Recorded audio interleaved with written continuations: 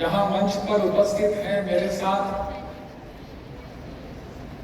अभी अभी जिनका आपने उद्बोधन सुना, जिसे मैं मार्गदर्शन कहूंगा, ऐसा मार्गदर्शन करने वाले दक्षिण बिहार केंद्रीय विश्वविद्यालय के कुलपति प्रोफेसर कामेश्वर नाथ सिंह जी, अपने इस नालंदा खुला विश्वविद्यालय के कुलपति प्रोफेसर के.सी. सिन्हा जी, प्रति कुलपति प्रोफेसर संजय कुमार जी, कुल सचिव डॉक्टर हबीबुर रहमान जी, कुल सचिव परीक्षा डॉक्टर नीलम कुमारी जी, यहाँ उपस्थित मेरे प्रधान सचिव रॉबर्ट चौंधू जी, अन्य सभी उपस्थित पदाधिकारीगण, शिक्षकगण, शिक्षकेतर कर्मचारीगण, जिन सभी विद्यार्थियों ने, मेरे मित्रों ने, जो युवा हैं, जिन्होंने उपाधि प्राप्त की, स्नातक की हो या स्नातक के उपरांत की हो, ऐसे सभी मेरे युवा मित्र, यहाँ उपस्थित सभी मीडिया के भाई बहन और अभी सभी उपस्थित देवियों और सज्जनों, मैं जानता हूं कि आप अभी बहुत ही उत्सुक हैं, उम्मीद रखकर हैं कि बाहर जाकर आपकी उपाधि सबको दिखानी है आपको, और इसलिए आप यहां से बाहर जाना चाहते हैं जल्दी। लेकिन कार्यक्रम जो बना हुआ है उसमें कुलाधिपति का भी एक भाषण है, आपको पसंद आए ना आए, लेकिन आप सबकी मजबूरी है उसको यहां बैठे सुनना है। और जब भी आपको लगेगा कि अभी बस करो भाई, तो जोर से तालियां बजाना। तो मैं समझ जाऊंगा आपके मन में क्या है।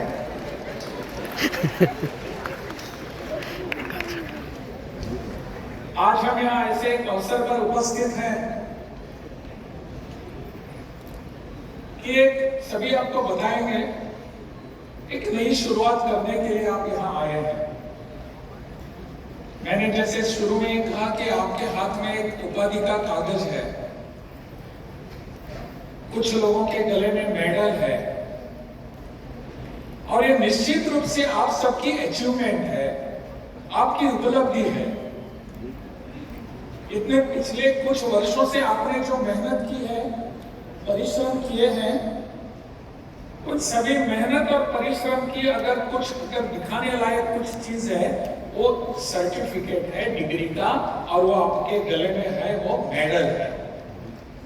और बाहर का जगत जो है, दुनिया जो है, कुछ दिनों के लिए आपकी सराहना भी करता रहेगा। वो कहेंगे बहुत अच्छी बात है, आपने क्या किया, बहुत अच्छी बात कर रहे हैं आप, आगे जाकर आप क्या करेंगे।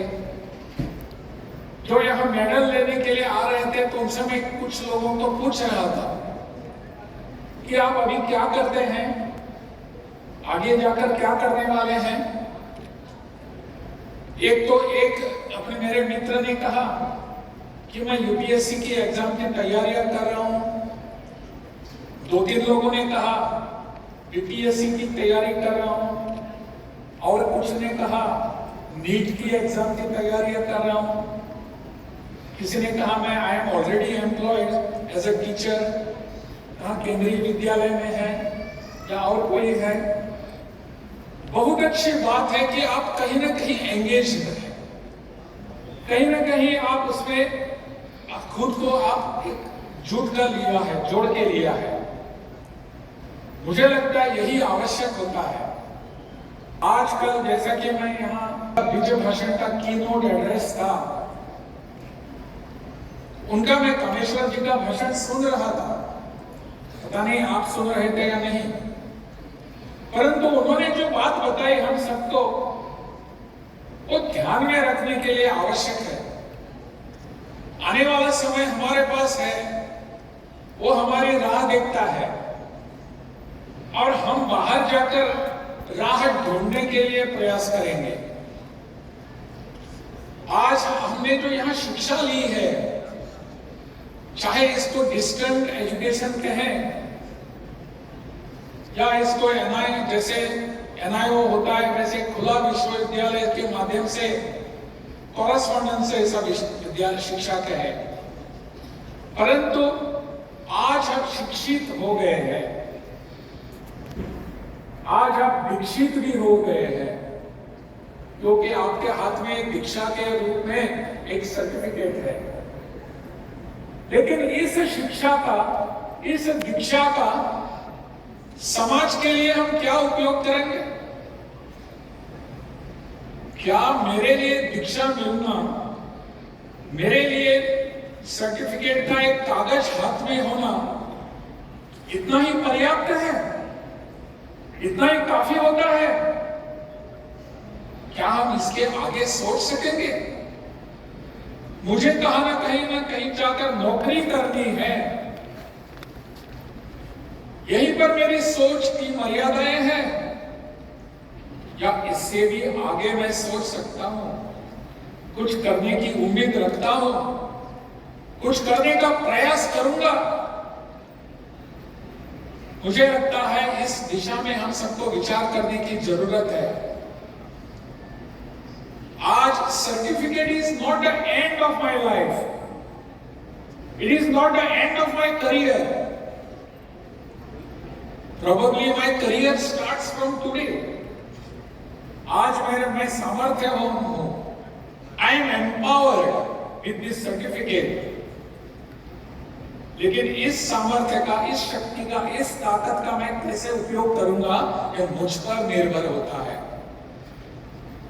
क्या मैं यहां से बाहर जाकर किसी न किसी एक अच्छे संस्थान में, इस्टेब्लिशमेंट में जाकर मुझे नौकरी दे दो भाई, ऐसा कहूंगा? नौकरी के लिए मेरा सर्टिफिकेट है क्या? This certificate empowers me to do something different from my service. Something different. कुछ अलग सा करने का विषय मेरे मन में आना चाहिए, कि जैसे कि कामेश्वर जी बता रहे थे कि हमारे यहां बहुत सा रोजगार की संधियां उपलब्ध होती हैं। All those avenues are open for us. इसके लिए हम सबको प्रयास करने की आवश्यकता है। अगर यह प्रयास हम करते रहेंगे, निश्चित रूप से जैसा यहां कहा गया, कोशिश करने वाले की हार नहीं होती, हार नहीं होती। We must do that. हमको इस विषय में जाकर आगे बढ़ने की आवश्यकता है।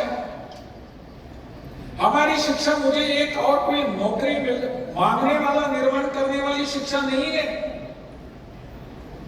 आप सबने इसके लिए जो प्रयास किए हैं, कहीं कहीं बाहर से जाकर, मुझे बताया गया पूरे देश भर से अपने विद्यार्थी इस विश्वविद्यालय में खुद को रजिस्टर करवा लेते हैं। केवल अपने देश से नहीं, बाहर से भी है। मुझे बताया गया कुलपति जी ने कि जापान से भी किसी एक विद्यार्थी ने यहां अपना रजिस्ट्रेशन किया है। क्यों किया है? Because of you this particular university has earn some name in this world, and credit goes to you people, you are your friends. आपके लिए आता है। आपने यहां एनरोलमेंट किया, आपने यहां रजिस्ट्रेशन किया और आपने यहां से शिक्षा ली।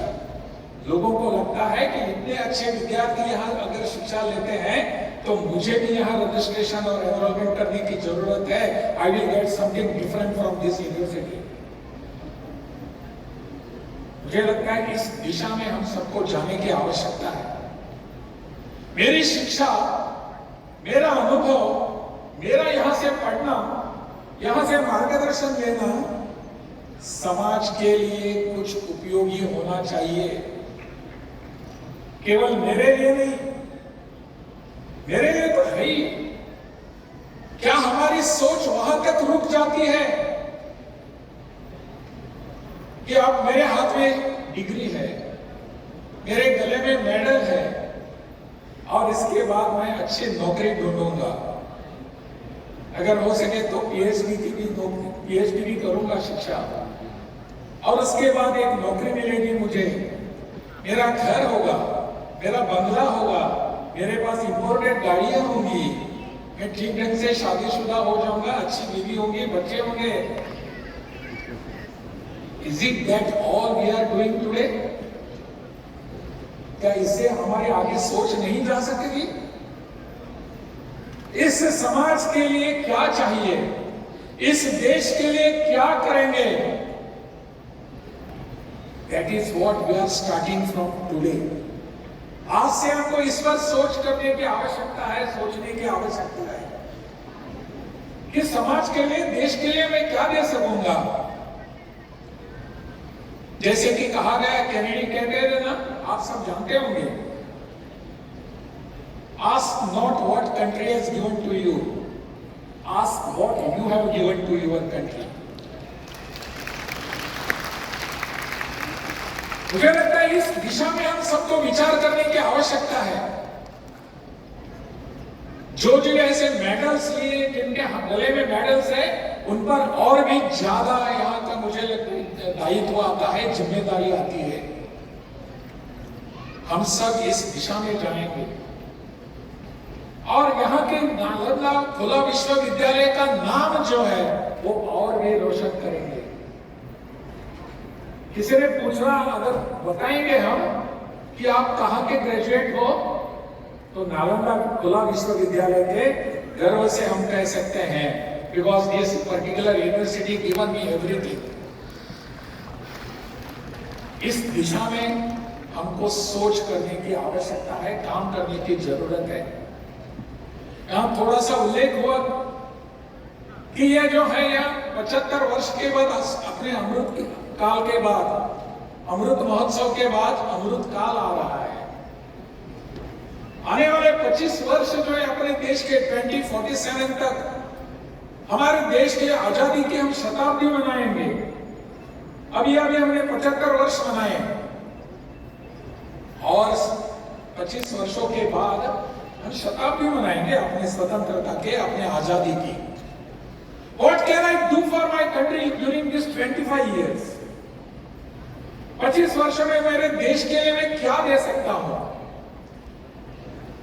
मैं मेरा प्रोफेशन करूंगा, मेरा व्यवसाय करूंगा, मेरी नौकरी करूंगा, सब कुछ करूंगा। मेरे घर वाले हैं, उनको संभालूंगा, घर बार संसार सब बसाऊंगा। इसके बावजूद भी मैं बाहर आकर कुछ करना चाहता हूं। बाहर आकर इस देश के लिए मैं करना चाहता हूं, क्योंकि इस देश ने, इस समाज के लोगों ने, यहाँ बैठे हुए हो सकते हैं, वहां बैठे हुए हो सकते हैं, इन सब लोगों ने हमारे लिए कुछ किया है। अन्यथा मेरे हाथ में डिग्री नहीं होती। That degree is because of all these people who have strived for you. इनके लिए मेरे हाथ में डिग्री है, मेरे गले में मेडल है, because they have done something for me. आज समय है उनके लिए मैं कुछ करूं, कुछ सोचूं, अलग सा सोचूं, आउट ऑफ द बॉक्स आकर सोचूंगा। नौकरी तो सभी करेंगे, सब कुछ करते हैं, सोचते हैं, गाड़ी बंगला सब कुछ सब ले लेंगे। Am I different from them? Yes. Answer has to be yes. मैं इससे कुछ अलग हूं, मैं करके दिखाऊंगा। और अलग करने वाले कम नहीं होते। बहुत सारे अपने देश में बहुत सारे युवा लोग हैं जो अलग अलग करके कुछ अपने नाम कमा चुके हैं, अपना प्रोफेशन में पैसा भी कमा चुके हैं और अपने देश के लिए भी कुछ कर चुके हैं। अपने बिहार में भी ऐसे बहुत हैं। तो समाज की कुछ समस्या लेकर, समाज का कुछ विषय लेकर हमको आगे आने की आवश्यकता है। आने वाले 25 वर्ष में जब भारत अपना स्वतंत्रता का शताब्दी मनाएंगी, उस समय मैं कहाँ रहूंगा, what am I and where am I, इसको सोचने की आवश्यकता है मेरे दोस्तों। और इस दिशा में जब हम काम करेंगे तब आगे जाकर कुछ बनेंगे। हम काम करेंगे तो कुछ बनेंगे। मैंने बहुत बार देखा है ऐसा कि अभी तो मेरिट लिस्ट आता है और मेरिट लिस्ट आने के बाद जैसे कि बोर्ड की एग्जाम होती है और बोर्ड के एग्जाम के बाद मेरिट लिस्ट आती है। वहां कितने पहले 25 लोग इतने हैं, उन्होंने इतने परसेंट मार्क लिया। आजकल तो 100 में से लगभग 99.990 भी इतने मार्क मिलते हैं। हमारे जमाने में इतने मार्क होते हैं, हमको पता भी नहीं था कि इतने मार्क भी होते हैं।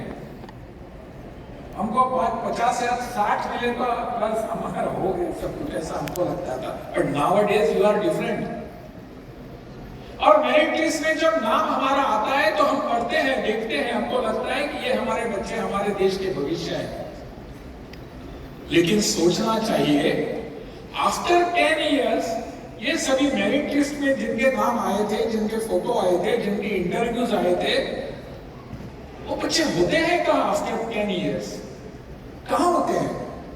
क्या करते हैं? ढूंढने का प्रयास करना चाहिए। पिछले 10 वर्षों में जिनके नाम आए ऐसे पेपर्स में, जिनके इंटरव्यू छपे, जिनके फोटो छपे, ऐसे सभी बच्चों को अगर मैं ढूंढने के लिए जाऊंगा तो कहीं दिखाई नहीं देते बच्चे। इतने परसेंट मार्क लेने के बाद भी समाज के लिए बाहर दिखने वाले लोग कहां हैं? वो कहीं पर दिखाई नहीं देते। This is the fallacy.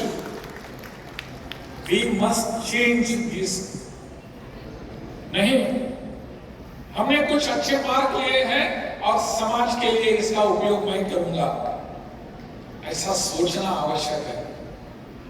मुझे लगता है बच्चों, आप सबके सामने एक छोटा सा उदाहरण रखता हूं और मेरी बात को मैं समाप्त करूंगा। आपको तालियां बजाने की आवश्यकता नहीं पड़ेगी।